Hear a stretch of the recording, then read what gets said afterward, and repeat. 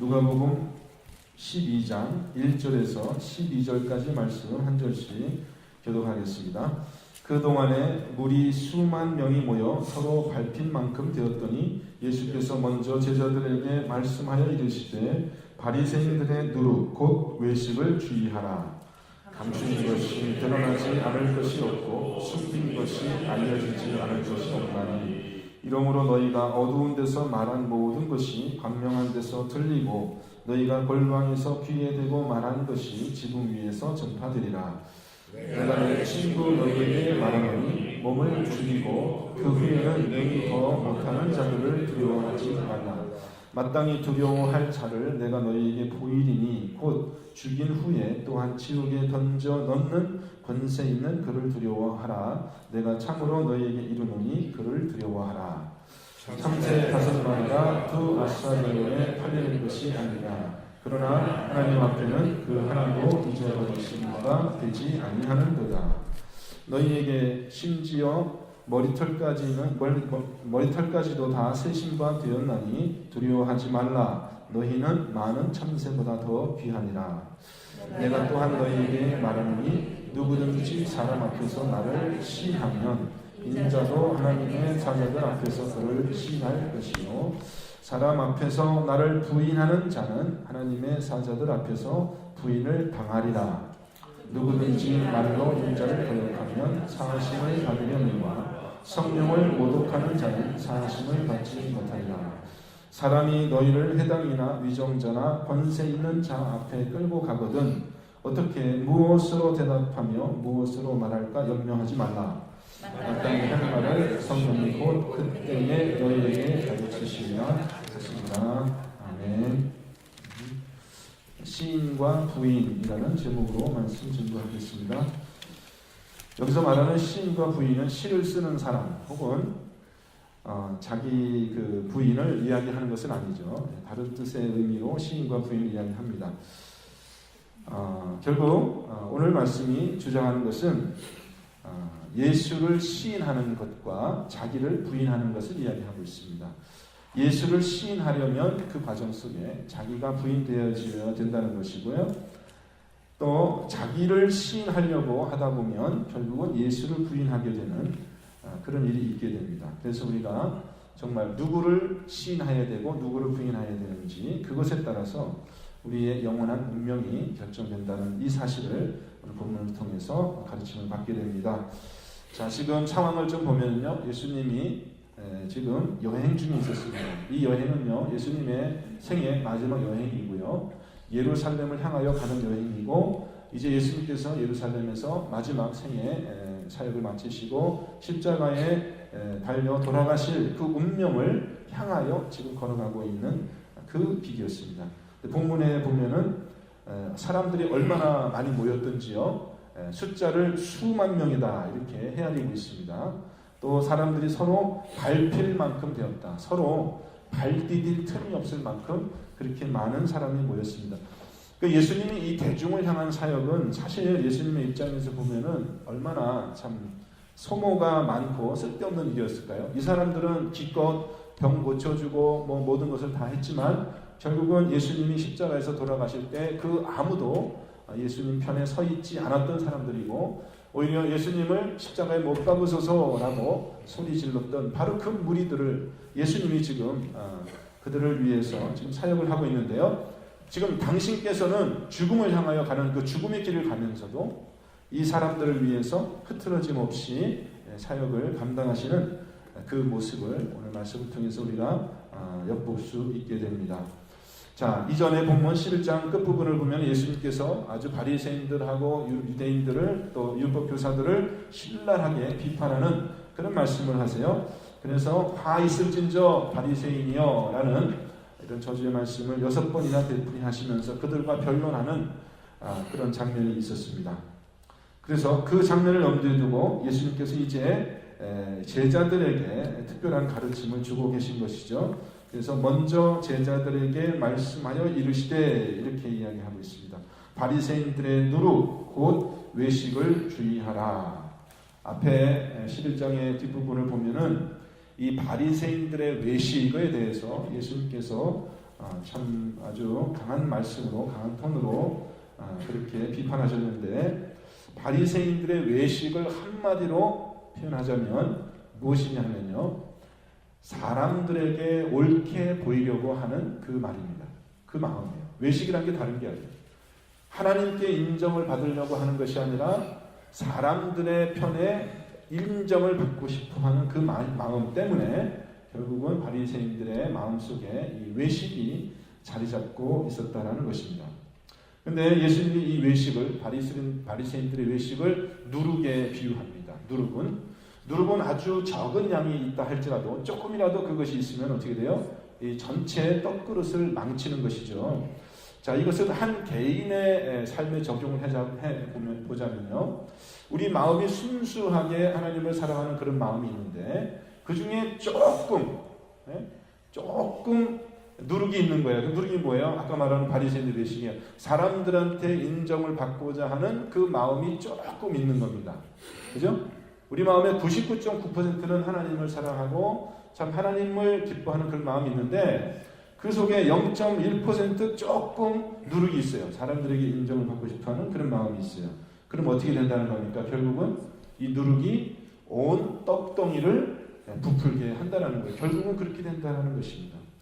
그래서 우리가 정말 하나님 앞에 우리가 정말 제자의 삶을 살기 위해서는 이 외식을 우리가 진짜 이 누룩을 우리가 주의해야 돼요.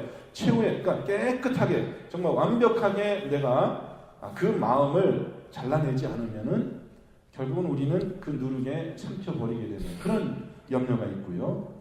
또 우리 공동체로 봐서도 마찬가지죠. 그죠? 한 사람이 외식을 하게 되면은 그 외식이 영향을 미쳐서 쉽게 온 우리 공동체로 그것이 퍼져간다는 것입니다. 좋은 영향도 퍼져가지만 좋은 영향이 퍼져가는 속도보다는 나쁜 영향이 퍼져가는 속도가 훨씬 빠른 것을 우리는 경험합니다. 그죠? 우리는 다른 사람의 좋은 점은 참 배우기가 어려운데 나쁜 점은 어떻게 이렇게 쉽게 금방 우리가 배우는지 모르겠습니다. 그래서 예수님께서 지금 이 제자들에게 그 누룩, 바리새인들의 외식을 대항할 수 있는 그런 영적인 원리를 가르쳐주고 있습니다. 우리가 어떻게 그 사람들에게 인정받고 이렇게 겉과 속이 다른 그런 모습을 우리가 어떻게 대항하여서 그렇게 되지 않을 수 있을까라는 그런 영적인 원리를 이제 제자들에게 가르쳐 주시는 말씀이 2절 말씀입니다. 2절 말씀. 감추인 것이 드러나지 않을 것이 없고 숨긴 것이 알려지지 않을 것이 없나니. 자, 이 말씀은 지금 예수님께서 하나님의 최후의 심판을 염두에 두고 하시는 말씀이에요. 자, 일시적으로는 이 세상에 비밀이 있을 수 있습니다. 그렇죠? 일시적으로는 우리가 무엇인가를 감출 수 있어요. 근데 예수님이 지금 말씀하시는 것은 최후의 심판이 우리에게 있을 것이다라는 것입니다. 하나님께서 이 세상을 심판하실 것을 여러분이 꼭 믿으시기를 바랍니다. 이건 꼭 믿으셔야 돼요. 이거는 성경은 애매모호하게 이야기하지 않습니다. 하나님의 심판에 대해서는 애매모호한 게 없어요. 우리가 알고 있는 많은 지식 가운데 조금 우리가 이해하기 어려운 그런 지식들도 있습니다. 그렇지만은 하나님의 심판, 최후의 심판이 역사의 종말이 있을 것이다 라는 그 진리만큼은 성경에서 일말의 오해가 없도록 아주 충분하게 설명하고 있어요. 확실하게 얘기를 하고 있어요. 그렇죠? 히브리서 9장 27절, 한 번 죽는 것은 사람에게 정해진 것이요 그 후에는 심판이 있으리니. 죽음이 끝입니까, 여러분? 죽음이 끝이에요? 죽음 이후에 뭐가 있다고 했어요? 심판이 있습니다. 심판이 먼저 있고 그 다음에 죽음이 있는 게 아니라 죽음이 있고 그 다음에 심판이 있는데 그 다음에 심판 이후에 또 죽음이 있다라는 것입니다. 그것이 바로 둘째 사망이죠. 영원한 형벌이 있을 것이라는 것입니다. 우리가 사는 동안에는 뭐 비밀이 있을 수도 있고 뭔가 감출 수도 있어요. 그죠? 우리가 어떻게 다 알겠어요?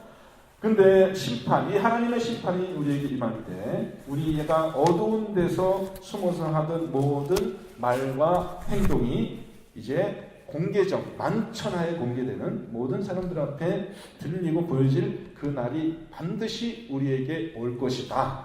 여러분 이것을 꼭 믿으시기 바랍니다. 이것이 바로 우리가 바리새인들의 누룩을 대항하는 이것이 그 방법이에요. 하나님의 심판이 반드시 있고 우리의 행동이 마음속에 그 모든 생각이 낱낱이 알려질 그때가 반드시 올 것이다. 이것을 믿으면 우리가 바리새인의 누룩을 이길 수 있는 거죠.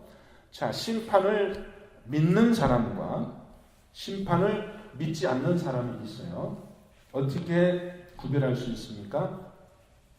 정말 이 사람이 심판을 믿는지 안 믿는지 어떻게 그것을 구별할 수 있습니까? 그 사람이 무엇을 두려워하는가 그것을 보아서 알 수 있다. 오늘 본문 그렇게 얘기를 합니다. 이 사람이 무엇을 두려워하는가? 이 사람이 사람을 두려워하는 것이죠. 네? 사람의 평판을 두려워하는가? 아니면 정말 하나님께 옳다 인정함을 받기 위하여 하나님을 두려워하는 마음으로 사는 것인가? 그거를 보면 알 수 있다는 것입니다. 여러분, 꼬마가 있었는데 꼬마가 골목길을 가다가 떡대를 만났습니다. 우리 한국말이니까 다 이해하시죠? 꼬마가 골목길을 가다가 떡대를 만났습니다. 이 떡대가 시비를 걸어오는 거예요.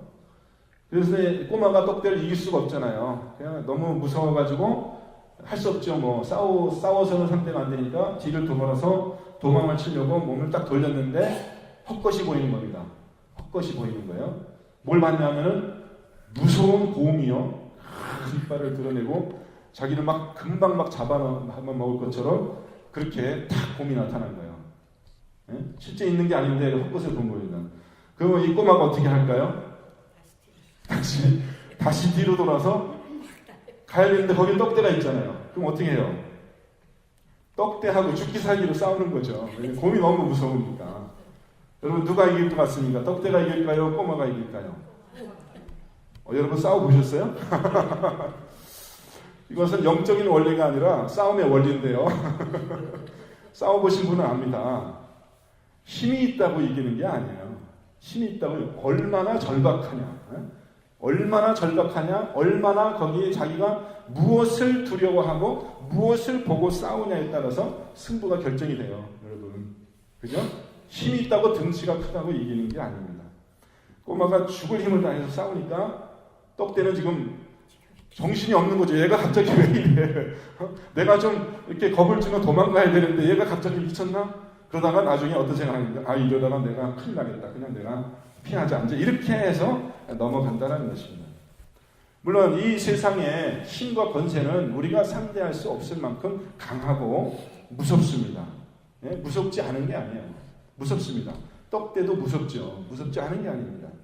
이 세상의 권세자들은 얼마든지 우리를 정말 죽일 수 있고 우리의 삶을 망가뜨릴 수 있고 심지어는 우리에게 정말 정신이 없을 정도의 극도의 고통도 가할 수 있습니다. 육체의 고통은 참아낼 수가 없습니다.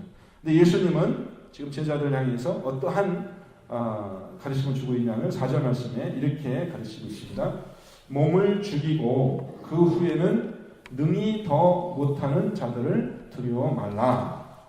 죽인 후에 또한 지옥에 던져 넣는 권세 있는 그를 두려워하라. 내가 참으로 이르노니 그를 두려워하라. 여러분 예수님은 지금 제자들을 친구라 이렇게 호칭하고 있어요. 참 복음서에 자주 나오지 않는 표현입니다. 여러분 친구라는 표현이 몇 번 안 나오는데 그 중에서 여러분 기억나시죠? 예수님이 요한복음 15장에서 사람이 친구를 위하여 자기 목숨을 버리면 이보다 더 큰 사랑이 없나니 너희는 내가 명하는 대로 행하면 곧 나의 친구라 이렇게 얘기해요. 예수님이 지금 제자들을 친구라고 얘기할 때 친구라는 호칭을 부를 때 그냥 쓰는 게 아니라 예수님이 지금 마음속에 무슨 생각을 하고 있는 겁니까? 내가 이제 너희들을 위하여 내 목숨을 내어줄 것이니 이제 너희들이 내 친구다. 그런 말씀을 마음속에 품으시면서 한편으로는 뭘 생각하시냐면은 이제 이 나의 제자들이 내가 십자가로 갈 때 이 제자들이 어떻게 행동했어요? 베드로는 주님 내가 죽을지라도 내가 주님을 절대로 버리지 않겠나이다. 그렇게 큰 소리 땅땅 치다가 어떻게 됐어요? 그날 저녁에 사람들 앞에서 계집 여종 앞에서 또 권세자들 앞에서 두려워하는 마음으로 예수님을 3번 부인했잖아요. 3번 부인했잖아요. 그러니까 예수님은 이미 이 제자들의 그런 것들을 알고 계시고 당신께서 이제 십자가의 길을 가는 그 여정 가운데 미리 제자들에게 이러한 상황이 너희에게 꼭 닥칠 테니까 그것을 어떻게 그것을 해결해야 되는지를 이야기를 하고 있는 것입니다. 우리의 육신만 죽일 수 있는 그런 자들 이 세상에 많이 있습니다. 우리의 육신을 죽일 수 있는 사람 많이 있어요. 그렇지만 우리의 영원한 생명, 우리에게 영원한 생명을 주실 분은 오직 하나님 한 분밖에 없어요. 또 그분께서 우리를 영원한 형벌 가운데 던져 넣을 수 있는 그런 권세가 있는 것을 우리가 두려워해야 됩니다. 우리가 무엇을 두려워하는가를 보면은 우리가 최후의 심판을 믿는 사람인지 안 믿는 사람인지 그것을 우리가 판별할 수 있는 것입니다. 여러분은 무엇이 두려우세요? 무엇을 두려워하고 있습니까? 그것을 오늘 여러분의 마음속에, 저와 여러분의 마음속에 정말 내가 사람보다 하나님을 더 두려워할 줄 아는 그런 믿음이 있는 저와 여러분 되시기를 주님의 이름으로 축원드립니다. 자, 근데요, 지금 사람을 두려워하는 것과 하나님을 두려워하는 것을 이야기하고 있는데, 자, 우리가 이 세상을 두려워하는 그 마음을 없애는 것이 어떻게 가능한가? 여러분, 두려움을 더 큰 두려움으로 이기는 것에는 한계가 있습니다. 한계가 있어요. 주사 맞는 아이를 한번 생각해 보십시오. 주사 맞는 아이. 주사 맞는 것, 여러분, 이제 여러분은 뭐 많이 이제 경험이 드셔서 별로 두려움이 없지만 우리가 어렸을 때를 기억하면, 그 주사 맞는 게 그게 보통 어려운 일이 아니죠. 굉장히 참 두려움을 줍니다. 근데 이제 선생님이 설명을 하죠. 이 주사를 맞아야지 너희가 건강하게 살 수 있다. 그죠? 병에 안 걸리고 건강하게 살 수 있다. 그리고 이 병에 걸리면 나중에 너희들이 더 큰 고통을 당한다. 라고 설명을 해요. 설명을 듣고 이해는 하지만 여러분, 어떤 게 더 두렵습니까? 주사 맞는 게 두려워요? 병에 걸리는 게 더 두려워요? 어떤 게 더 두려워요? 애들한테는 병에 걸리는 것이 물론 좋지 않은 일이지만 그거는 현실감이 없고, 당장 지금 주사바늘이 정말 내 이 살을 뚫고 들어오는 그 고통이 나한테는 더 사실은 심각한 거예요. 그래서 주사 맞는, 차라리 병에 걸리는 게 낫겠어요. 주사 맞는 것보다. 근데 여러분, 그 설명 때문에 우리가 주사를 맞는 것이 아니라, 사실 아이가 주사를 맞는 것은 뭐냐 하면은 그 주사를 결국은 견딜 수 있는 그 이유는 무엇이냐? 그래서 엄마의 사랑이에요. 엄마의 사랑이에요. 너 주사 안 맞으면 병 걸려. 그런다고 애들이 주사 맞는 게 아니에요. 옆에서 엄마가 다독다독 하면서 있잖아요. 이거 안 아파. 괜찮아. 조금만 참으면 돼. 조금만 참. 따끔하고 말 거야. 그게 이제 사실은 틀린 말인데도 불구하고, 안 아프니 뭐가 안 아파요. 아픈데 그래도 엄마가 안 아파라고 격려와 사랑의 말을 하니까 어떻게 해요? 안심이 되고 그것을 이길 수 있는 거예요. 그러니까 그것이 영적인 원리죠. 물론 우리가 명확하게 진리를 알아서 이건 내가 이걸 맞아야지 병이 안 걸리구나 라는 그런 설득이 우리 마음에 있어서 주사를 맞을 수 있으면 좋지만, 우리가 그렇게 이길 수 없다라는 거예요. 제자들도 실패했어요. 다 실패했어요. 그런데 결국 이 제자들이 예수 그리스도, 부활하신 예수 그리스도를 만나 변화되어진 이후에 그들의 삶을 보면 어떻습니까? 아니, 그렇게 두려워가지고 사람 앞에서 그렇게 3번씩이나 예수님을 부인하던 베드로가 공회에 잡혀가서 그 대제사장 앞에서 하는 말이, 나는 예수 그리스도의 부활을 증거하지 않을 수 없다. 내가 하나님께 순종하는 사람이다. 나는 사람에게 순종하는 사람이 아니다. 당당하게 얘기할 수 있는 그런 권세가 베드로와 요한과 야고보에게 그런 권세가 생겼잖아요. 그럼 어떻게 그것이 가능하게 되었습니까? 그것은 그들이 하나님의 사랑을 체험했기 때문입니다. 결국은 두려움을 내어 쫓는 것은 하나님의 온전한 사랑이에요. 하나님의 끊을 수 없는 그 사랑. 마치 아이가 그 엄마의 사랑으로 인하여서 두려움을 겪고 그렇게 그 길을 갈 수 있었던 것처럼, 제자들도 이제 맨날 자기 것만 챙기고 헌신하지도 않고 두 마음을 품고 그렇게 예수를 부인하면서, 예수를 따라가는 것도 아니고 안 따라가는 것도 아니고 그렇게 어정쩡하게 살던 그 제자들이 정말 이 세상이 감당할 수 없는 그런 예수의 참 제자로 그렇게 변화된 것이 바로 예수 그리스도의 사랑을 그들이 체험했기 때문입니다. 자, 8절 9절 말씀 보면 예수님께서 먼저 자신께서 이 사랑을 실천하신 것을 사실은 빗대서 이야기하는 것입니다. 누구든지 사람 앞에서 나를 시인하면 인자도 하나님의 사자들 앞에서 그를 시인할 것이며, 이렇게 되어 있습니다. 자, 이 말을 듣고 베드로가 이렇게 이야기했죠. 내가 주와 함께 죽을지언정 주를 부인하지 않겠나이다 하고 모든 제자들도 이와 같이 말합니다. 내가 죽을지언정 주를 부인하지 않겠나이다. 이 말씀 속에는 이 베드로의 이 말 속에는 뭐가 있습니까? 굳은 사람의 의지와 결심이 있죠. 내가 절대로 주님을 배신하지 않고 주님께 충성하겠습니다. 그리 사람의 결심이 있어요. 근데 어떻게 됐어요? 아주 그날 저녁에 그냥 하룻밤도 지나기 전에 철저하게 무너져 내립니다. 그것은 뭐냐 하면 우리가 정말 심판을 이기고 정말 두려움을 이기고 하나님을 쫓아가는 그 진정한 제자의 그 삶이라는 것은 우리 사람의 결심만으로 되지 않는다는 것을 이야기하고 있습니다. 내가 굳건하게 의지로 그것을 결심한다고 그것을 이룰 수 없다는 것입니다. 요한일서 4장 17절 18절 말씀, 이로써 사랑이 우리에게 온전히 이루어진 것은 우리로 심판날에 담대함을 가지게 하려 함이니 주께서 그러하심과 같이 우리도 이 세상에서 그러하니라. 자, 심판을 이야기하시면서 우리에게 심판날에 담대함이 있다. 죽음이라는 것도 우리에게 참 큰 두려움이죠. 우리가 잘 느끼지 못해서 그렇지 이 죽음이라는 것은 우리에게 엄청난 두려움입니다. 근데 그 죽음 이후에 심판이라는 것은 또 얼마나 더 두려운 거예요. 정말 우리의 모든 생각과 우리의 모든 행위가 낱낱이 그동안 가려졌던 그런 모든 것이 하나님 앞에 낱낱이 드러나는 그 날이 심판의 날이라면 그것은 또 얼마나 두렵겠습니까? 죽음보다 더 두려운, 그럴 때에 우리에게 담대함이 있을 수 있다는 것입니다. 담대함이 사랑 안에 두려움이 없고 온전한 사랑이 두려움을 내어 쫓나니 두려움에는 형벌이 있습니다. 두려워하는 자는 사랑 안에서 온전히 이루지 못합니다. 여러분, 이 세상이 아무리 두렵다 할지라도 하나님의 심판만큼 두렵지는 않습니다. 그렇죠? 하나님의 심판만큼 두려운 건 없습니다. 그런데 그 하나님의 심판을 이기는 그러한 사랑이 우리에게 있다라는 것입니다. 여러분에게 이런 확신이 있으시기를 주님의 이름으로 축원합니다.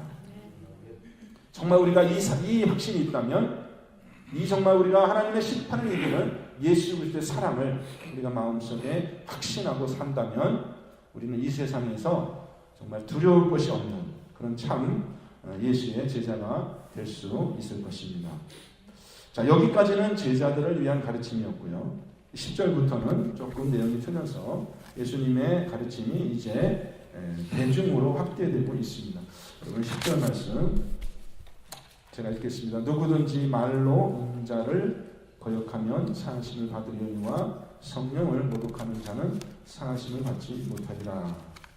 이것은 조금 슬픈 이야기입니다. 이 세상에는 제자들이 있고 예수님을 따르는 제자들이 있고 또 그렇지 못한 사람들이 있습니다. 대중들입니다. 제자들의 문제점은 이 세상이 무서워서 자기들이 따라가는 그 예수를 사람들 앞에서 시인하지 못하는 그런 문제가 있을 수 있어요. 그런데 예수님이 대중을 향해서 말씀을 가르치실 때는 또 다른 위험을 이야기하고 있습니다. 말로 인자를 거역하는 그런 위험이 있을 수 있다는 것입니다. 이 죄에 대해서 예수님이 얼마나 심각하게 경고했는지 오늘 말씀 뭐라고 그래요? 인자를 거역하는 자는 용서함을 받을 수 있지만 성령을 모독하는 자는 상하심을 받지 못하리라. 이런 말씀을 해요. 여러분, 혹시 정말 우리가 이런 죄에 빠져서는 안 되겠습니다. 이것은 불신이고요. 아예 하나님의 사랑과 은혜를 거부하는 그런 마음이죠. 예수님의 이 말씀을 사실 심각하게 잘 생각해 볼 필요가 있습니다.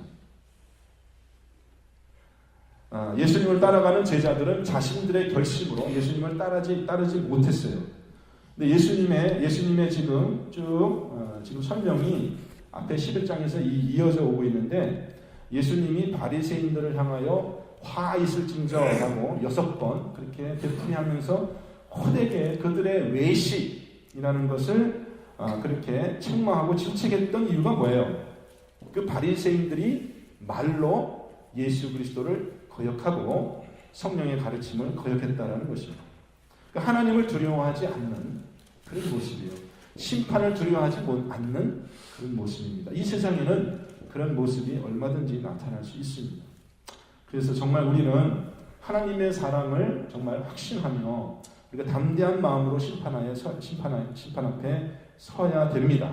그렇지만 동시에 우리는 하나님을 두려워할 줄 아는 그런 건전한 지각이 있는 사람이 되어야 돼요.